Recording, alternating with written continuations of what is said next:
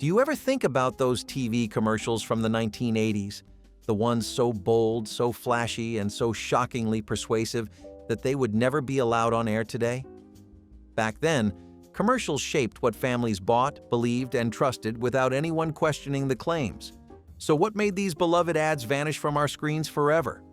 Joe Camel cartoon cigarette ads were everywhere in the 1980s, splashed across billboards, magazine pages, and television with a cool confidence that made smoking look impossibly stylish.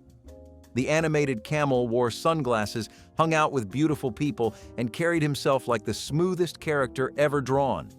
Kids loved him even though they were not supposed to, recognizing his face on t-shirts and promotional gear.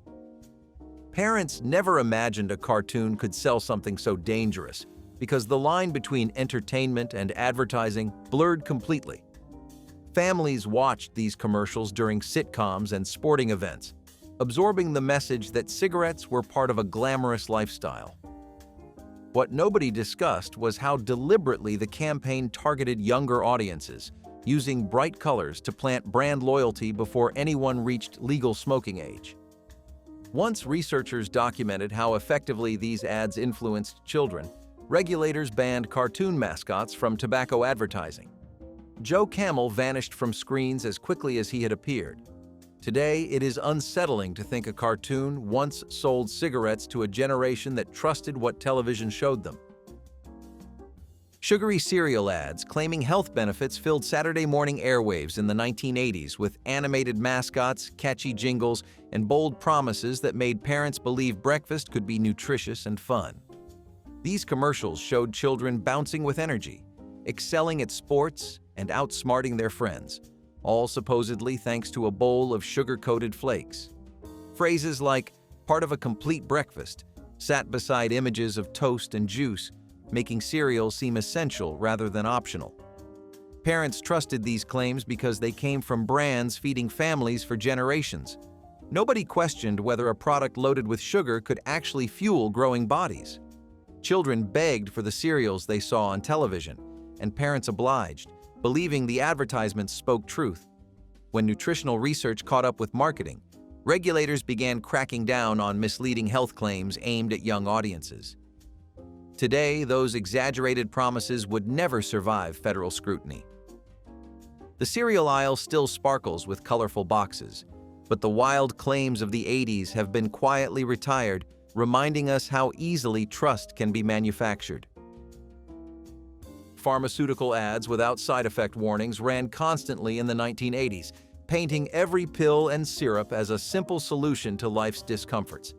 These commercials showed smiling families, active grandparents, and relieved workers returning to their lives after a single dose. The narrator spoke in warm, reassuring tones, promising fast relief without ever mentioning what could go wrong. Viewers trusted these ads because medicine was supposed to help, not harm, and the companies seemed too established to mislead anyone. Parents gave children cold remedies and pain relievers without reading fine print that barely existed. Nobody imagined that pills making their headaches disappear might carry risks no one mentioned on television. When regulations finally required drug companies to disclose side effects, the change was dramatic. Commercials suddenly filled with rapid warnings about nausea, dizziness, and far worse possibilities. Looking back, it is startling how many families medicated themselves based on commercials that told only half the story. Those old ads remain a reminder that silence can be just as misleading as any spoken claim. Toy commercials with exaggerated action sequences dominated children's programming in the 1980s, transforming plastic figures into epic heroes battling across landscapes that existed only in studio lighting. Kids watched in awe as action figures flew through the air, vehicles raced at impossible speeds, and playsets transformed into battlefields that looked nothing like what waited inside the box. The commercials used camera angles, sound effects, and dramatic music to create excitement no living room could replicate. Children begged for toys they had seen perform miracles on screen, only to discover that gravity and reality worked very differently at home. Parents spent money on products that never matched the promise, and disappointment became part of the holiday morning ritual. Nobody questioned whether these ads crossed a line, because exaggeration was simply how toys were sold. When regulators finally demanded disclaimers like "assembly required" and "sold separately," the fantasy started crumbling. Today, toy ads must show products as they actually perform. Those old commercials remain a reminder of how easily wonder can be manufactured and sold. Beer commercials during daytime family programming were a familiar sight in the 1980s, slipping between cartoons, sporting events, and holiday specials as if alcohol belonged alongside everything families watched. These ads featured laughing friends, summer barbecues, and celebrations that made drinking look like the natural reward for a day well spent. Children absorbed these messages alongside cereal jingles and toy promotions, learning to associate beer brands with happiness before understanding what alcohol did. Parents rarely noticed how often these commercials appeared during hours meant for young viewers, because the line between adult and family content barely existed. Nobody questioned why a product meant for adults was marketed heavily when children were watching. The ads normalized drinking in ways that shaped attitudes for an entire generation. When advocacy groups pushed for restrictions, networks slowly moved alcohol advertising to later time slots. Today, strict guidelines prevent beer commercials from airing during children's programming. But the memories of those sunny ads still linger, a reminder that advertising once reached audiences it was never supposed to influence. Tanning bed ads promoting safe sun alternatives ran frequently in the 1980s, promising golden skin without the risks of outdoor exposure. These commercials featured glowing models stepping out of sleek machines, looking bronzed, healthy, and impossibly confident. The message was clear. Tanning beds offered control, convenience, and beauty on demand. Salons marketed themselves as wellness destinations, and families saw nothing wrong with teenagers booking sessions before prom. Parents believed the advertisements because they seemed scientific, using words like controlled UV exposure that made artificial tanning sound medicinal. Nobody imagined these machines could damage skin faster than the sun they claimed to replace. When researchers linked tanning beds to dramatically increase skin cancer risks, the advertising landscape shifted overnight. Regulators banned claims of safety and health benefits that had filled these commercials. The sleek tanning bed became a symbol of danger rather than beauty. Today, it is chilling to think how many people trusted ads promising glow without consequence, unaware that the machines carried risks nobody mentioned until it was too late. Diet pill ads with unproven weight loss claims flooded television screens in the 1980s, offering miracle transformations with nothing more than a bottle of capsules. These commercials showed before and after photos so dramatic they seemed impossible, featuring people who claimed to have lost dozens of pounds without exercise or dieting. The pills promised to melt fat, boost metabolism, and reshape bodies while viewers slept. Women, especially targeted by these ads, believed the testimonials because they came from people who looked like neighbors sharing success stories. Nobody questioned whether the claims were true or whether ingredients were safe. Parents kept these bottles in medicine cabinets alongside vitamins, trusting that anything sold on national television must have passed some kind of approval. When regulators finally demanded clinical evidence for weight loss claims, most of these products vanished overnight. The ads that once promised effortless transformation became symbols of an era that sold hope without proof. Today, strict guidelines prevent such bold claims from reaching the airwaves, but the memory of those miracle pills lingers uncomfortably.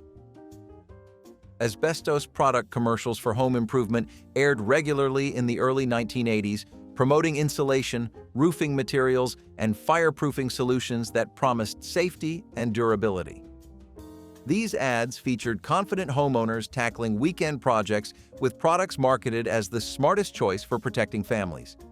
Hardware stores stocked the materials prominently, and contractors recommended them without hesitation. The commercials used reassuring language about strength and longevity, never mentioning what would happen when the fibers came loose. Families trusted these products because they seemed practical, affordable, and endorsed by experts appearing on screen with friendly smiles. Nobody imagined that the same material protecting their attic could slowly poison the air they breathed. When the connection between asbestos and deadly lung diseases became undeniable, regulators moved swiftly to ban both the products and their advertising. Homes across the country still contain materials installed during those trusting years. Today, it is haunting to watch old footage of these commercials, knowing the cheerful promises masked one of the deadliest hazards ever sold to families. Alcohol ads featuring pregnant women socializing appeared with surprising frequency in the 1980s, showing expectant mothers enjoying wine at dinner parties and relaxing with cocktails as if pregnancy changed nothing. These commercials reflected a time when medical guidance about alcohol and pregnancy remained vague and largely ignored by advertisers seeking the widest possible audience. Women saw themselves represented in ads that normalized drinking throughout all stages of life, including pregnancy. Nobody questioned the imagery because doctors often downplayed the risks, and advertisers followed cultural norms rather than scientific caution. Families watched these commercials without alarm, absorbing the message that a glass of wine posed no real danger. It was only later, when research firmly established the connection between alcohol during pregnancy and developmental harm, that outrage arrived. Regulators banned any advertising depicting pregnant women drinking, and warning labels became mandatory on all alcohol products. Today, those old commercials feel almost unbelievable, relics of an era when advertising priorities overshadowed the safety of the most vulnerable. Lawn dart ads showing children playing unsupervised filled television screens in the 1980s, presenting the heavy, sharp-pointed toys as the ultimate backyard fun for families. These commercials featured kids running barefoot across grass, tossing metal-tipped darts into the air, and cheering as they landed near plastic target rings. Parents watched these ads and saw wholesome outdoor activity, the kind of simple summer entertainment that kept children happy. Nobody questioned whether launching weighted projectiles near playing children might be dangerous, because the commercials made it look effortless and safe. The ads showed laughter, competition, and family bonding, never depicting the accidents emergency rooms documented across the country. When a child died from a lawn dart injury and grieving parents demanded action, regulators finally stepped in. The product was banned entirely, and the commercials that once made it look innocent vanished from the airwaves. Today, lawn darts remain one of the clearest examples of how advertising can shape perception, making danger look like harmless fun until tragedy forces everyone to see the truth. Cigarette ads with doctors endorsing smoking carried a strange authority in the 1980s, lingering from campaigns that had started decades earlier. These commercials featured men in white coats, stethoscopes draped around their necks, calmly explaining why one brand was smoother, easier on the throat, or preferred by medical professionals. Families trusted doctors more than almost anyone, so seeing them associated with cigarettes made smoking seem medically acceptable. Parents who might have questioned the habit instead felt reassured by the professional endorsement flickering across their screens. The ads used scientific language, clinical settings, and calm voices to transform a deadly product into something that looked almost healthy. Nobody questioned why a doctor would promote something that caused cancer, because the connection between smoking and disease was still being suppressed by tobacco companies. When the truth finally emerged and regulations tightened, these ads vanished almost overnight. Today, it is disturbing to realize how effectively a white coat and a confident voice convinced an entire generation that cigarettes were safe. Fast food ads targeting children with toy giveaways dominated commercial breaks in the 1980s, turning every meal into an excuse to collect the latest plastic treasure. These commercials featured bright colors, cartoon mascots, and jingles so catchy they lodged in memory for decades. Children begged parents to visit restaurants not for the food, but for the toy hidden inside the box, and parents obliged because the ads made it seem harmless and fun. Nobody talked about the sugar, the sodium, or the calories packed into meals designed to appeal to young taste buds. The toys became status symbols on playgrounds, and kids who did not have the latest set felt left out of conversations. Advertisers knew exactly what they were doing, creating desire that had nothing to do with hunger and everything to do with collecting. When health advocates finally pushed back, regulators began restricting how fast food companies could market directly to children. Today, those toy-driven campaigns face strict limits, but the strategy shaped an entire generation's relationship with food in ways that still echo through eating habits and childhood memories. Credit card ads promising unlimited spending freedom filled television screens in the 1980s, painting plastic as the key to a lifestyle most families could never actually afford. These commercials showed glamorous vacations, elegant dinners, and luxury purchases, all made possible with a simple swipe. The message was clear. Why wait for what you wanted when a credit card could deliver it instantly? Families watched these ads and believed that financial freedom meant spending without limits, not understanding the crushing debt that often followed. Nobody explained interest rates, minimum payments, or the years it could take to pay off a single shopping spree. Young adults signed up for cards they did not understand, lured by promises of rewards and status. When consumer protection laws finally caught up, regulators demanded clearer disclosures about fees, rates, and the true cost of borrowing. Today, credit card advertising must include warnings that seemed unthinkable in the 80s, but the damage was already done for millions who learned too late that unlimited freedom came with a very real price. Household cleaner ads showing unsafe mixing practices appeared regularly in the 1980s, demonstrating powerful cleaning by combining products in ways that could actually produce toxic fumes. These commercials featured cheerful homemakers pouring one product after another onto stubborn stains, creating the impression that more chemicals meant better results. Nobody mentioned that mixing bleach with ammonia-based cleaners could create gases dangerous enough to hospitalize or kill. Families watched these ads and replicated the techniques in their own bathrooms and kitchens, believing they were following expert advice. The products sat under sinks without warning labels about what should never be combined. Children sometimes experimented on their own, mimicking what they had seen adults do on television. When poison control centers reported rising incidents of chemical exposure, regulators demanded clearer warnings and eventually restricted how cleaning products could be advertised. Today, it is alarming to think that commercials once encouraged practices that turned ordinary cleaning into a genuine health hazard hiding in plain sight.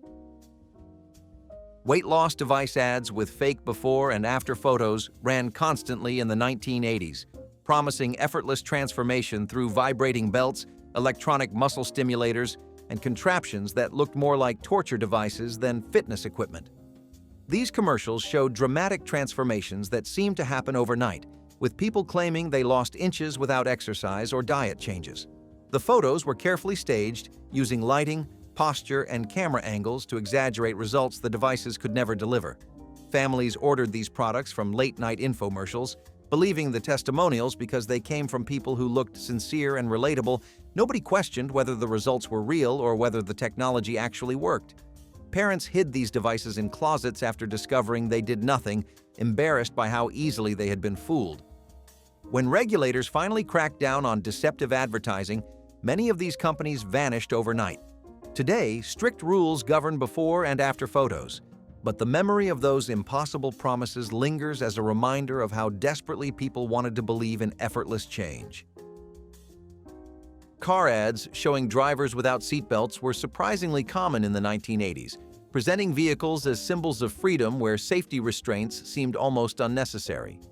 These commercials featured drivers cruising down open highways, leaning out windows, and enjoying the ride with nothing holding them in place. The focus was always on style, speed, and adventure, never on what might happen during a sudden stop or collision.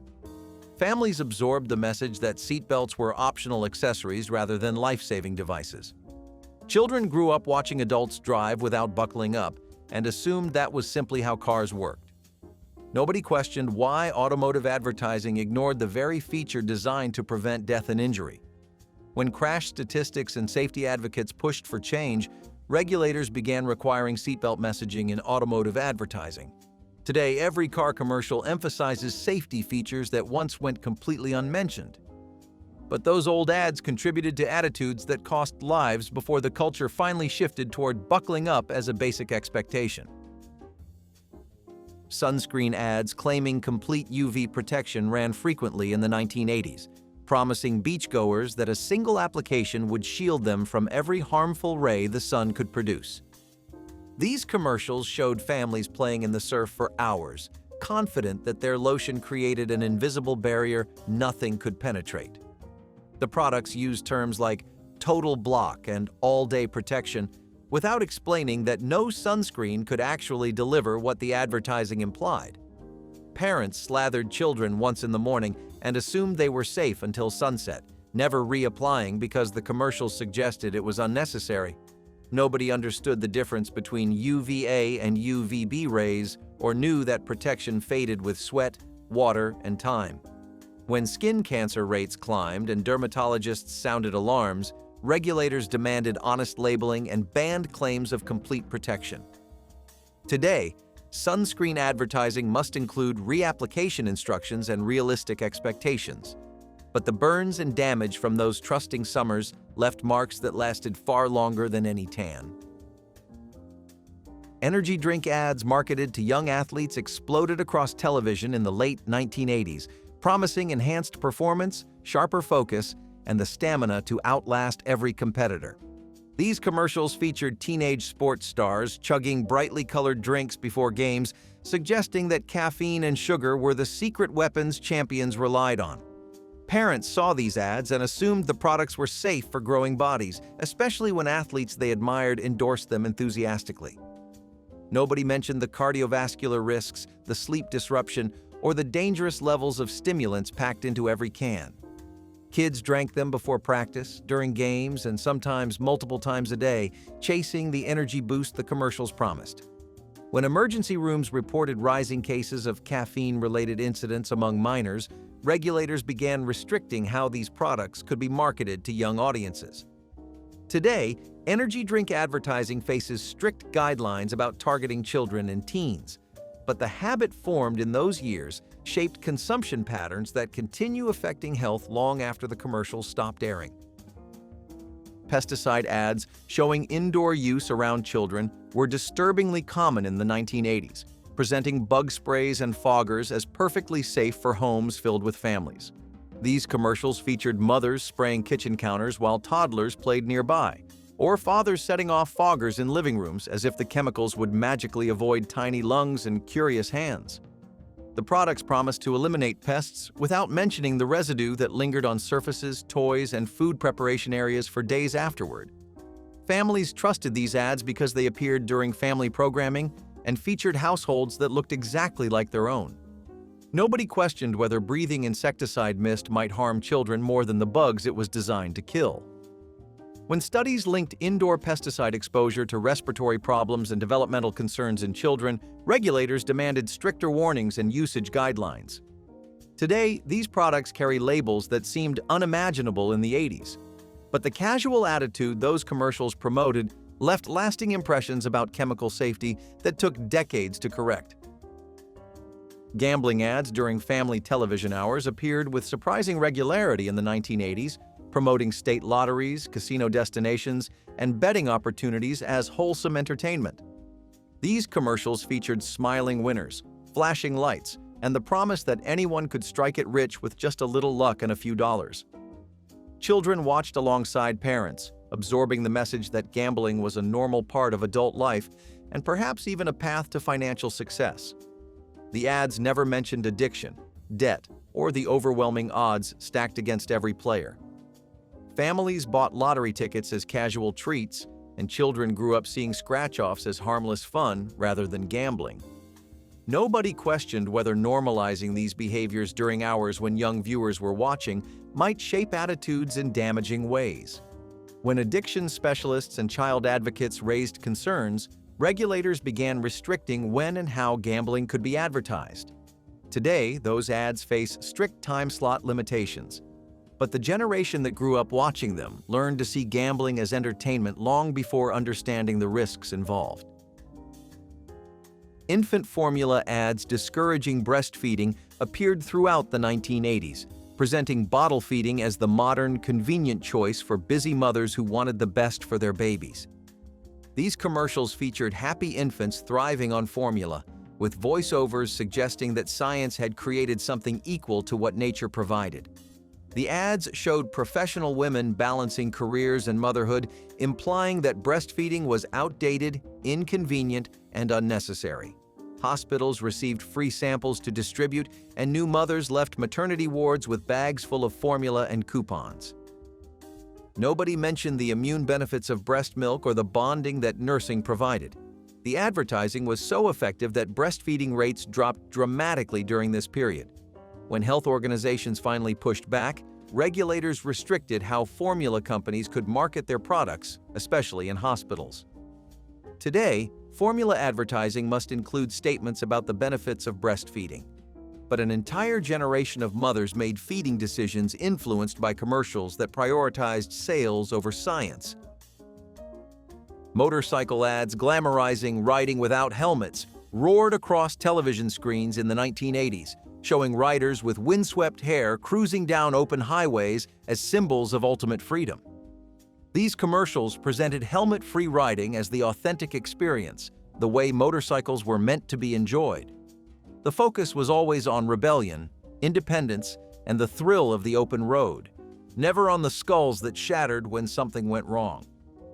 Young riders absorbed these images and saw helmets as accessories for the cautious, not necessities for the living. Parents watched their teenagers dream of motorcycles without understanding the risks being normalized on screen. The ads never showed hospitals, rehabilitation centers, or grieving families. When crash statistics became impossible to ignore and helmet laws spread across states, regulators began restricting how motorcycle freedom could be portrayed in advertising. Today, most motorcycle commercials show riders properly equipped with safety gear. But the damage done by those glamorous, helmet-free images shaped attitudes that cost lives before the culture caught up. Vitamin ads claiming to cure serious diseases ran frequently in the 1980s, promising that simple supplements could prevent cancer, reverse heart disease, and extend life beyond what nature intended. These commercials featured confident spokespersons holding bottles like magic potions, sharing testimonials from people who claimed vitamins had saved their lives. The ads used scientific-sounding language and cited studies that were often misrepresented. Families stocked medicine cabinets with megadose vitamins, believing they were protecting themselves from diseases that required medical intervention. Nobody questioned whether pills from a television commercial could really do what doctors could not. Some people delayed seeking real treatment, trusting vitamins would handle problems that grew worse with every passing week. When regulators cracked down on health claims for supplements, the industry added disclaimers that products were not intended to treat or cure disease. Today, vitamin advertising operates under strict guidelines, but the false hope those old commercials sold left lasting damage in families who trusted promises science never supported. Fireworks ads showing children lighting explosives filled television screens every summer in the 1980s, presenting sparklers, bottle rockets, and firecrackers as wholesome family entertainment. These commercials featured kids of all ages holding lit fireworks, running through backyards, and celebrating holidays with explosions that seemed safe on camera. Parents watched and assumed that if children could handle these products in commercials, their own kids could too. Nobody mentioned the burns, the missing fingers, or the eye injuries that emergency rooms documented every 4th of July. The ads showed laughter and excitement, never consequences. Families bought fireworks by the bagful, handing them to children who had no understanding of how quickly things could go wrong. When injury statistics became alarming and safety advocates demanded change, regulators began restricting fireworks advertising, especially content showing minors handling explosives. Today, such imagery would never make it to broadcast, but the casual attitude those commercials promoted contributed to injuries that marked summers for thousands of families. Lead paint ads promoting use in children's rooms still echoed through the early 1980s, even as the dangers were becoming undeniable. These commercials showed nurseries and playrooms transformed with bright, cheerful colors, promising durability and easy cleaning for busy parents. The ads featured toddlers playing safely in freshly painted rooms, crawling across floors, and touching walls without anyone mentioning what might transfer to tiny fingers and mouths. Families trusted these products because they had been used for generations, and the commercials made them look modern and safe. Nobody explained that lead accumulated in growing bodies, damaging brains and nervous systems in ways that might not appear until years later. When the connection between lead paint and developmental problems became impossible to ignore, regulators banned lead from household paints and eventually from advertising entirely. Homes painted during those years still carry residue in layers beneath newer coats. Today, it is haunting to think that commercials once encouraged parents to coat their children's rooms with a neurotoxin, all while promising nothing but beauty and protection. The Kraft Cheese Singles campaign for bachelors was a masterclass in low expectations. The print ads showed rugged-looking men sitting alone at small kitchen tables, proudly layering bright orange cheese on plain white bread. "A real meal for a real man," the slogan read, as if independence were measured in slices. The tone was half macho, half melancholy. Kraft had found a way to romanticize loneliness through processed cheese. The men in the photos looked stoic, caught somewhere between pride and quiet despair. Their dinner was neon and square, but the message was crystal clear. Simplicity was masculine, and effort was weakness. Kraft didn't just sell cheese. It sold the comfort of not needing anyone else to cook for you. The ads leaned into the new modern man image, self-sufficient, efficient, and completely unbothered by the absence of utensils. Beneath the tough guy veneer, though, was something quietly sad. A generation of men taught that convenience was strength and effort was weakness. The cheese shone like vinyl, the bread drooped under the weight, and yet they called it dinner. Looking back, it's both funny and a little tragic, a reminder that even masculinity was something you could sell, one cheese slice at a time. Fur coat ads positioning women as holiday trophies filled glossy magazines and television screens with imagery that reduced femininity to something draped and displayed. These commercials showed women twirling in luxurious pelts while men stood nearby with satisfied expressions, as if purchasing the coat had somehow purchased the woman inside it. The messaging was unmistakable. A fur coat was not just a gift, it was proof that a man had succeeded enough to afford something extravagant for the woman he owned. Holiday versions featured snowy backdrops, elegant parties, and voiceovers describing how she would finally feel worthy of attention when wrapped in real mink or fox. Nobody questioned the ethics of the fur itself or the troubling implication that women existed to be decorated. Children absorbed the idea that expensive gifts defined love and that women measured their value by what men provided. Today, such an ad would face immediate backlash from animal rights activists, feminist critics, and audiences who reject the notion that women are accessories to be purchased and shown off during the holiday season. Toy ads with zero safety disclaimers were everywhere in the 1970s, and the products they pushed now seem almost unreal. Lawn darts with sharp metal tips, BB guns that fired real pellets, and chemistry kits packed with dangerous chemicals were all pitched directly to children. Commercials made these toys look adventurous and exciting, showing kids running through backyards or mixing bubbling concoctions without a hint of warning. One ad even showed kids launching lawn darts high into the air, cheering as they landed in the grass with no adults around. Another proudly boasted about chemistry sets that could make explosions, presenting danger as part of the fun. Parents were left to assume the products were safe simply because they were advertised on television. But the truth was, injuries were common, and stories of accidents spread quickly. Despite this, companies doubled down on the fun, turning hazards into selling points by emphasizing the thrill of real action. The ads glamorized risk, painting it as part of growing up. Kids begged for the toys, never realizing how dangerous they really were. Looking back, it is shocking to see how casually companies marketed what were essentially weapons or dangerous experiments as children's playthings. It took countless accidents and lawsuits before regulations began to rein in the worst offenders. Until then, the ads sold excitement with no mention of the risks waiting on the other side. Pillsbury's Meat Pies for Modern Women campaign was 1970s feminism as interpreted by canned meat. The ad featured a chic woman in a power suit pulling a tray of mini meat pies from the oven, smiling like she'd just conquered Wall Street and dinner in one move. The copy promised, "A meal as modern as you are," while quietly implying that even liberated women should still bake. The brilliance and the irony of the ad were inseparable. Pillsbury tried to celebrate independence while quietly chaining it back to the kitchen. The woman's smile wasn't just proud, it was performative, the grin of someone told she could have it all as long as she didn't drop the pie. And the doughboy grinning beside her felt less like a mascot and more like the boss watching from the sidelines. Inside each flaky shell was a scoop of canned beef stew, convenient, efficient, and slightly horrifying. Pillsbury wasn't selling food, it was selling balance, or at least the illusion of it. You could have your career and your casserole too, if you just trusted the doughboy. Watching it now, it's both empowering and tragic. A time capsule of a generation trying to redefine womanhood through pastry crust. The tagline might as well have read, "You can do it all, as long as it fits in a muffin tin."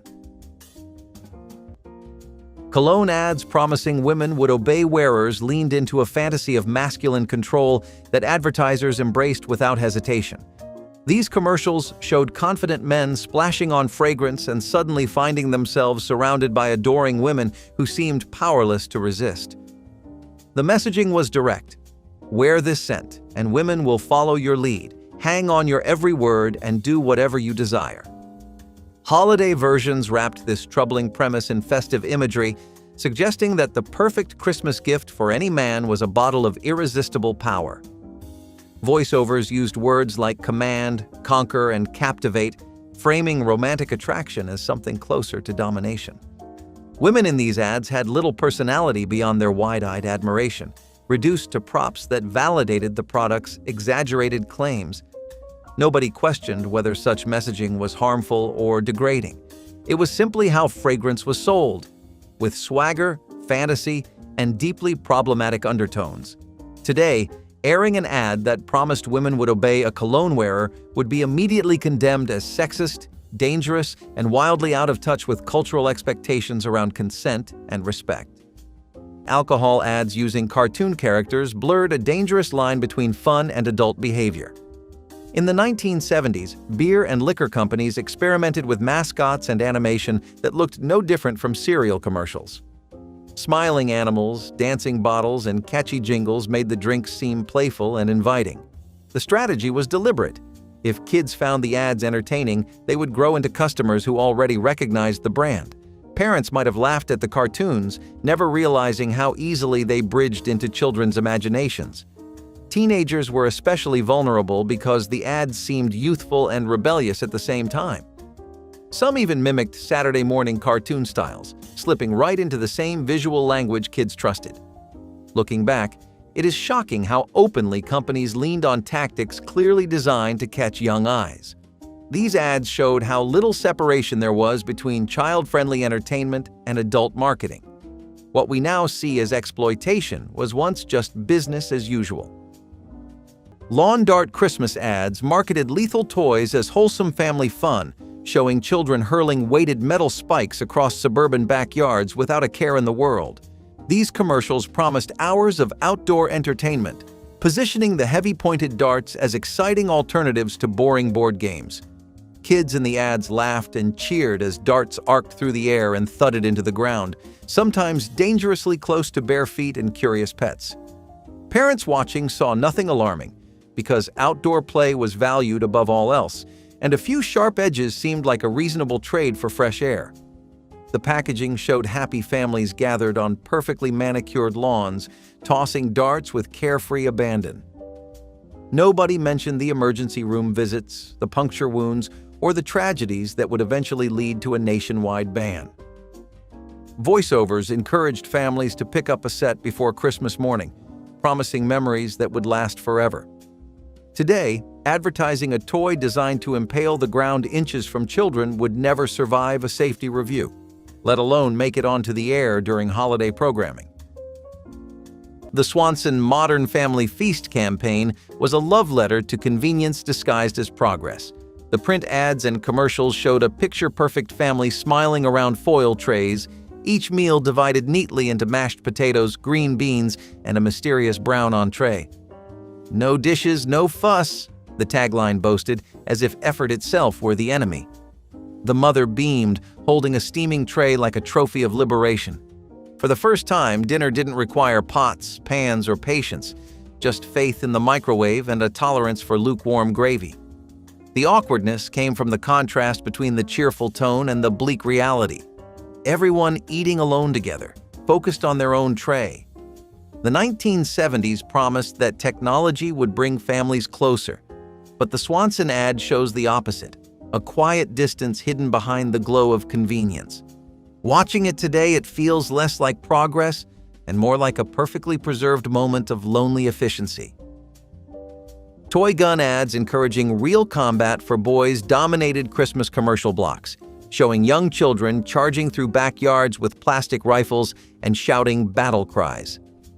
These commercials promised authenticity, bragging about realistic sounds, lifelike designs, and mechanisms that mimicked actual firearms.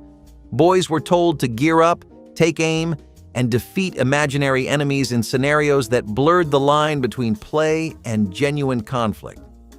Parents watching saw nothing unusual, because toy guns were simply part of childhood, handed down through generations. The ads featured military imagery, camouflage outfits, and language that glorified combat as exciting, heroic, and undeniably masculine. Nobody paused to consider how these messages shaped young minds. Voiceovers urged kids to ask for these toys by name, and stores stocked shelves high with options ranging from pistols to machine guns. Today, advertising that glamorizes weapon play for children would be pulled from the air before the first commercial break ended, rejected by networks and criticized by groups alarmed by the connection between play violence and real-world consequences. Car ads minimizing safety were another staple of the 1970s, and they glorified speed above all else. Commercials showcased vehicles tearing down highways, drifting around corners, and racing through city streets. Seatbelts and crash risks were never mentioned. Instead, the focus was on horsepower, handling, and a carefree lifestyle. The faster the car, the more desirable it seemed, with young men often portrayed as heroes behind the wheel. Even when laws about seatbelt use began emerging, advertisers downplayed safety features as boring or unnecessary. The thrill of danger was part of the appeal, and the ads leaned into it heavily. For teens watching, it sent a clear message. Driving was about excitement, not responsibility.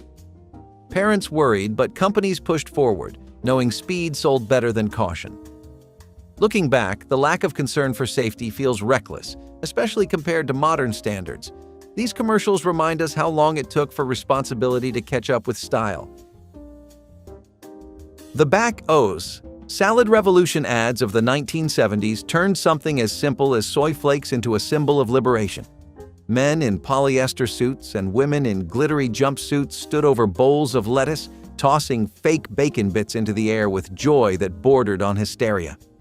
The copy declared it a new way to love your salad, as if crunchy red crumbles could save dinner, and maybe the decade.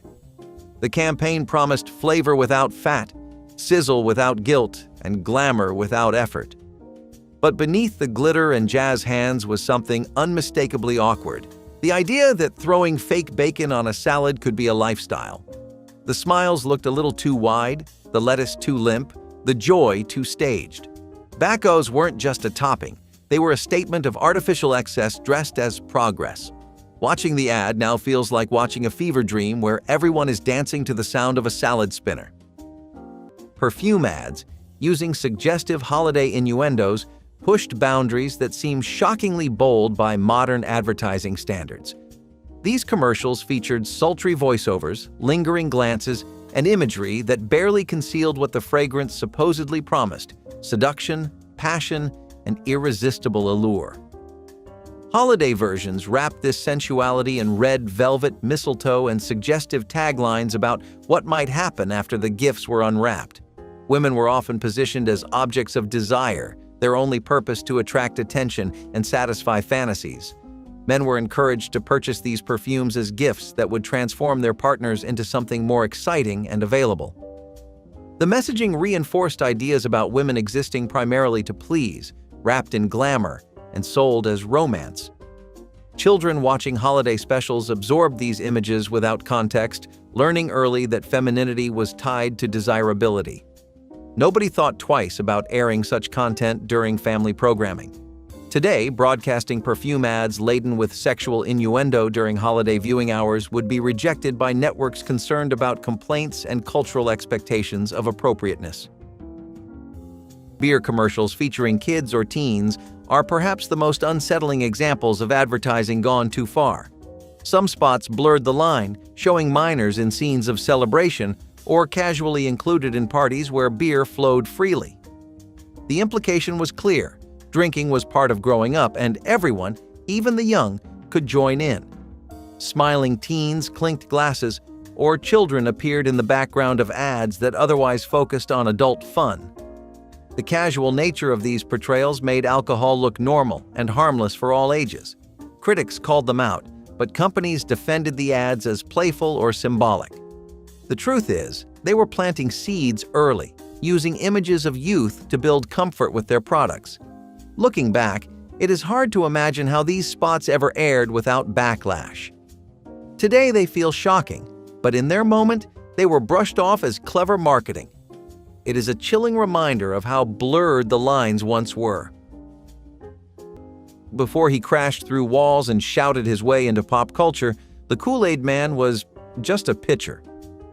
In the early 1970s, the ads featured a faceless glass jug of bright red juice, smiling at children with no eyes, no mouth, and no mercy. The tagline, "Cool it up," was meant to sound hip and modern, but the result was unsettling, a mix between a party invitation and a threat.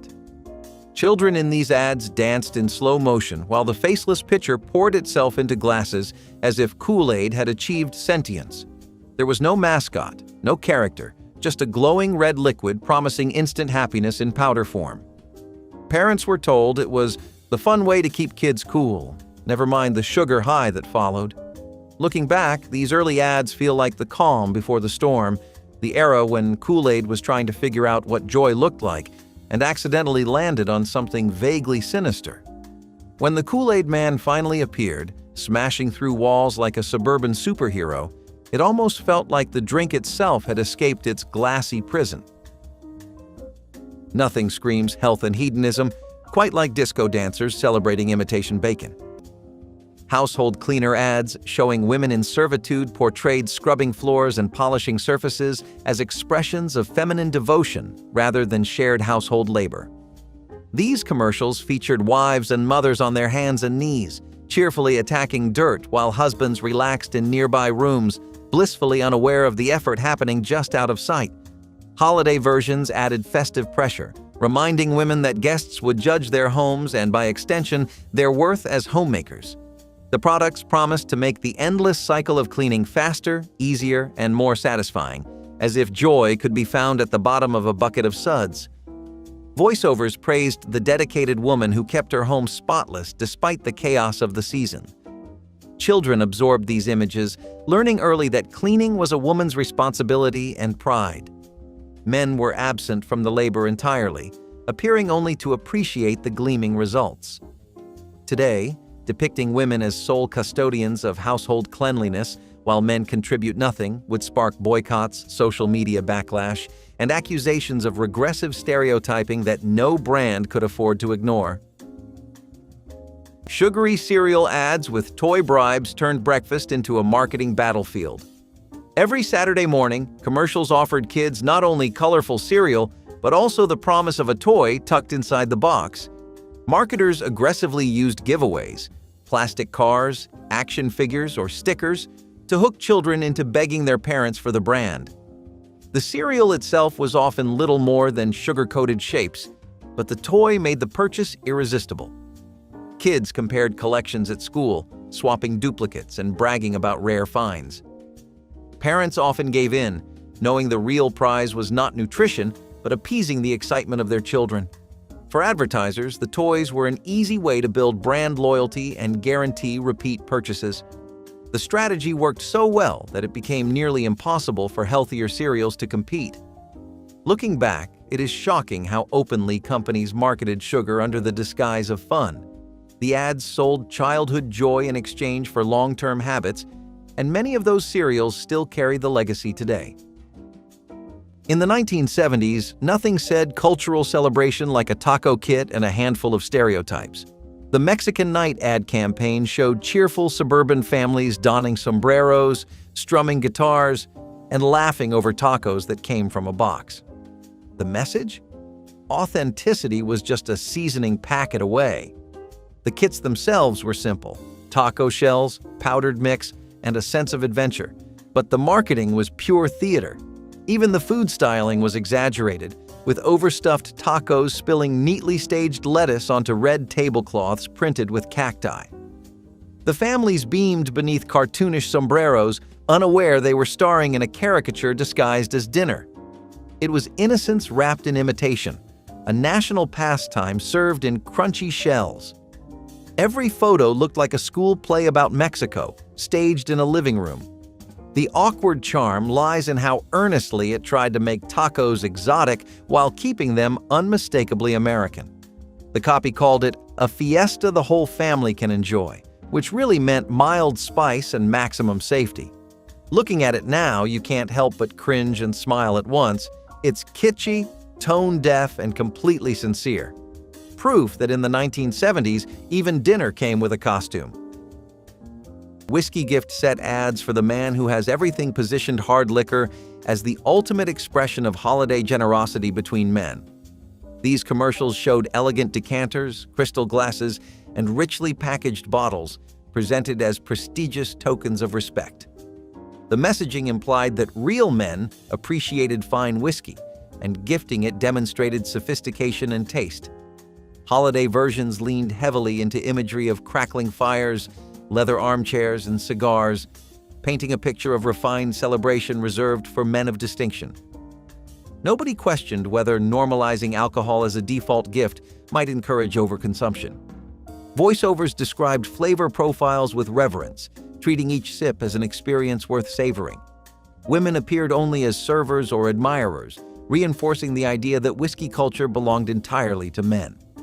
Today, running ads that glorify hard liquor gifting while excluding women and ignoring alcohol-related health concerns would draw criticism from regulators, health advocates, and audiences increasingly aware of how such messaging shapes behavior and reinforces troubling assumptions about masculinity and indulgence. Candy ads promising popularity targeted kids at their most vulnerable. Campaigns suggested that eating a certain chocolate bar or chewing a particular gum would instantly make you more likable. The message was not subtle. Kids without the candy were left out, while the lucky ones were surrounded by friends. Commercials staged playground scenes where sharing sweets magically transformed social status. For children desperate to fit in, the implication was irresistible. Candy was not just a treat, it was the key to belonging. Parents often saw the ads as harmless fun, never realizing how much pressure it put on their kids.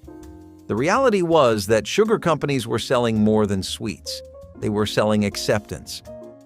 Looking back, it is startling how manipulative the strategy was, dressed up in jingles and smiling faces. Candy may have tasted sweet, but the message left behind was bitter. The promise of instant popularity was a powerful, if damaging, hook. Nothing captures the contradictions of 1970s entertaining quite like the Ritz Crackers Hostess fantasy ads. Women in evening gowns arranged plates of crackers topped with improbable combinations: tuna salad, grapes, and sometimes both together. The slogan promised the elegant touch, though the results looked more like panic in party form. These ads turned finger food into performance art. The women were always smiling, perfect hair, perfect pearls, while balancing trays of snacks no one could possibly want. Every shot gleamed with effort, not enjoyment, like the food version of holding your breath.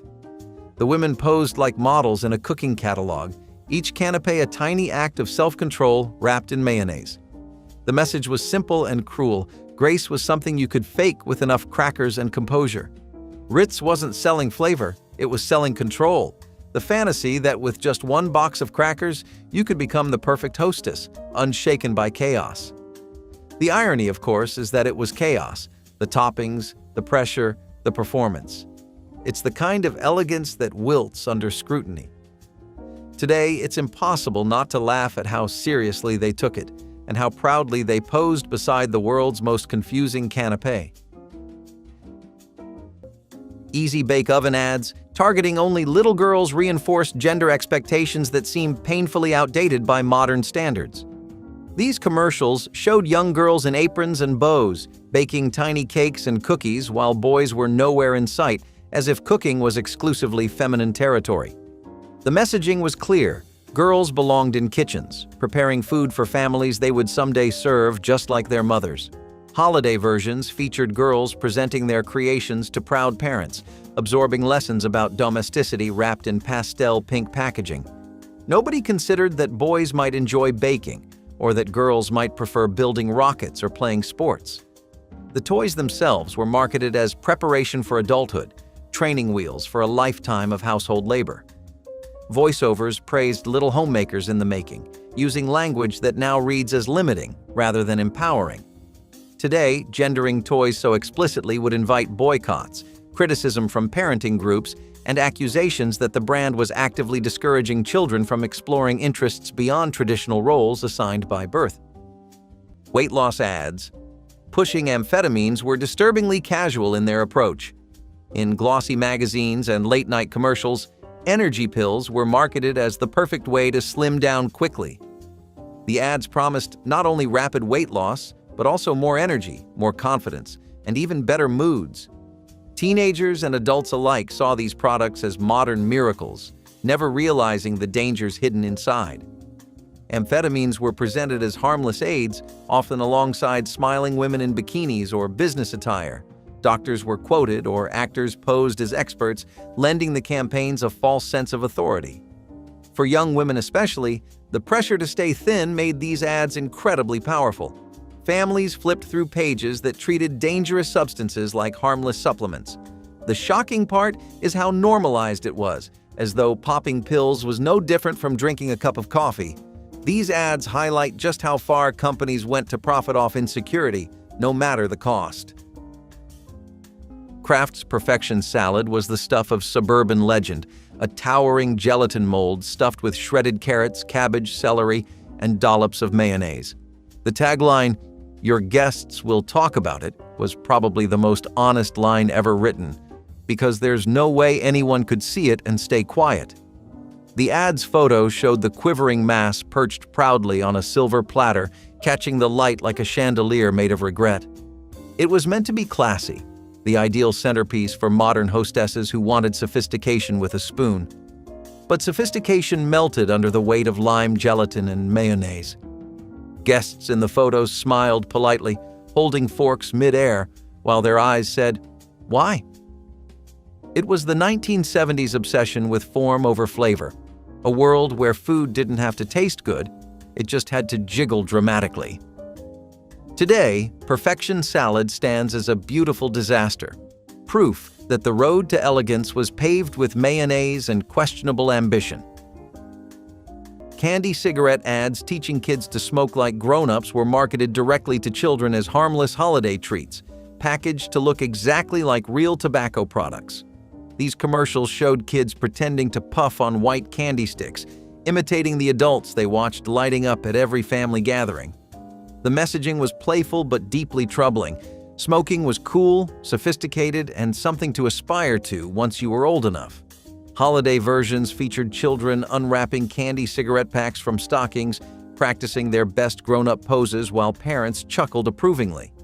Nobody considered that these products were training a generation to see cigarettes as normal, desirable, and fun. The packaging mimicked famous tobacco brands so closely that the connection was impossible to miss. Kids traded them at school, showed them off at parties, and dreamed of the day they could upgrade to the real thing. Today, selling candy designed to normalize smoking for children would be unthinkable, banned by regulators who understand how early brand associations shape lifelong habits and health outcomes. Makeup ads promising obedient women are some of the most jaw-dropping relics of the 1970s. Certain campaigns literally tied beauty to submission, suggesting that women who used their products would be more pleasing, more manageable, and more acceptable to men. The ads were dressed up with soft lighting, elegant music, and romantic slogans, but the underlying message was clear. Cosmetics were not about self-expression, they were about control. Models gazed longingly at men who looked on approvingly, as though mascara or lipstick was the secret to a compliant personality. For teenage girls flipping through magazines, these messages set a dangerous standard about what it meant to be attractive. The ads reinforced outdated gender roles under the guise of glamour, selling the idea that beauty meant silence and obedience. In a decade where women were fighting for equality in the workplace and beyond, the contrast is staggering. It shows how deeply advertising clung to old stereotypes, even as society was pushing forward. Today, these ads look more like satire than marketing, but in their time, they were taken seriously. If any of these banned commercials stirred a memory or a shock, share your story in the comments, tap like to help others rediscover the truth, and subscribe so you never miss another trip into advertising history.